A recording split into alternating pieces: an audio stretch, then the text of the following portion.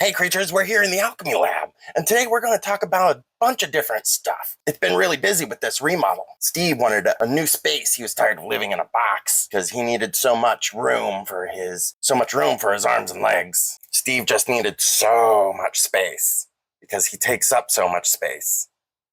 Evidently, right? Yeah, you just need so much room. He felt really cramped living in that box. Remember, creatures, to like and subscribe. We are on TikTok and we're on Instagram. We're brewing a bunch of fun here in the Alchemy Lab. First up, I want to talk about Dan Aykroyd's new show. It's called The Unbelievable with Dan Aykroyd. He has been a comedy legend since his early days in SNL, all the way through Blues Brothers and even Ghostbusters. And he's talked quite a bit about his interest in the occult and aliens and the supernatural of all sorts.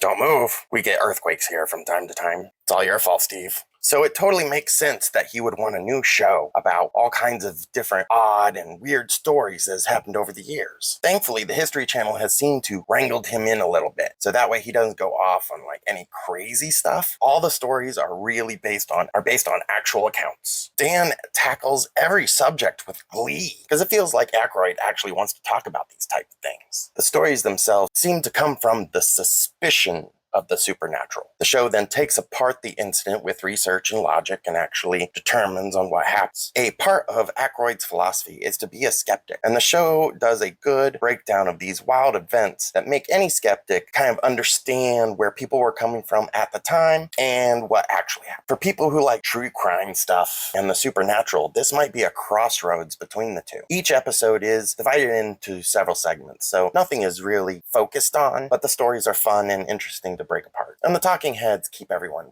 entertained, which is what Mel Brooks is still doing. He's still entertaining. News just came out about Spaceballs 2, which I'm super surprised about. I don't know about you. Like and leave a comment. And I'm not exactly sure how I feel about this one. Mel Brooks is an amazing person that has written and directed some of the greatest comedies of all time. His influence across cinema and comedy is undeniable, but I'll be honest, Spaceballs is a little low on that list. I'll put a lot of movies before I put Spaceballs up on the top. Young Frankenstein, I'm looking at you. But Mel Brooks is pushing 100 years old now, so I'm surprised he's still in the gambit to make things. I'm sure he's just an executive producer and a lot of people are taking over, but I'm just surprised. Of course, there was History of the World Part 2, but that worked because that was like a skit comedy thing. History of the World Part 1 was just a series of skit comedy acts, and so it made sense to bring it back to do a Part 2. A, for the Joe, Part 1, and then Part 2. And B, it's an easy format. You can set up a few skits, get some celebrity actors, and there was plenty in History of the World Part 2. Which made it super entertaining. And it kept its screwball comedy, which I'm sure Spaceballs 2 will have. With the recent casting announcements, it actually makes me excited. Rick Moranis is the GOAT. I love the Honey, I Shrunk the Kids films. And yeah, he's got that one part in Ghostbusters, but he did a lot more than that. I'm just glad to see him coming back and having some fun with a longtime friend. But unlike History of the World Part 2, this is going to be a direct sequel, Spaceballs, and then Spaceballs 2. And we've got the returning cast. So I'm not sure how that's going to work out in the plot. If there is even really going to be one, we'll find out. But most of the cast is coming back. Rest in peace, John Candy. And I am excited to watch it and see what they come up with. Because some decisions in History of the World Part 2 were questionable. I think that could have been another movie, whereas they made a whole TV show out of it. They could have made a 2-hour movie, and I think it would have been stronger. Now, for something a bit more relevant, I want to say I was right. I was right. I was right. I was right.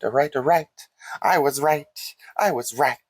I am always right. I was right. They're totally making K-pop Demon Hunters into a live-action television show. If you watch my review, you will see that I predicted that they would do that, and I thought it was a bad idea. And I still think it's a bad idea. I was right.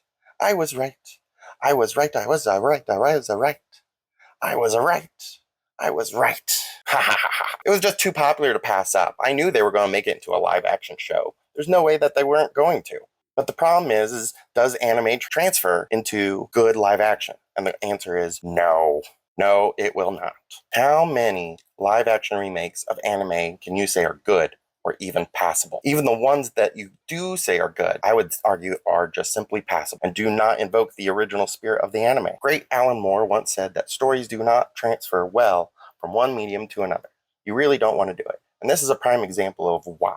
The emotions expressed by these characters in this animated film are unique, and what makes them popular is those animations. So the moment you put them into a live action setting, it kind of falls apart a little bit. The way they move, the way they dance, the way they express themselves, the way they eat ramen, it's all going to be different than from what is going to be in the live action series. And I just have huge doubts that a mega corporation like Netflix, who's suddenly got a bunch of money from this franchise, is going to do a good job translating this into live action. I hope they prove me wrong, but most of the time it falls apart. All I see is a bunch of lazy board executives sitting around a table looking at this IP and going, how can we maximize it as best as possible? The studio that made the original film had the benefit of being underground. This is a new IP. They weren't taking anything from anybody else except from some mythos stuff. Now it's hit worldwide phenomenon.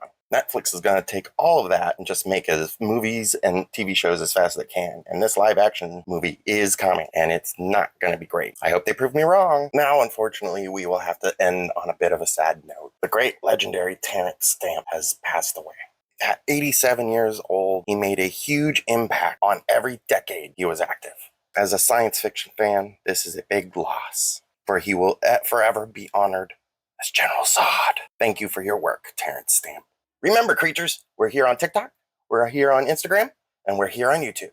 So like and subscribe, leave a comment if there's anything you want to talk about. This has been Harold, that's Steve, and this is the Alchemy Lab.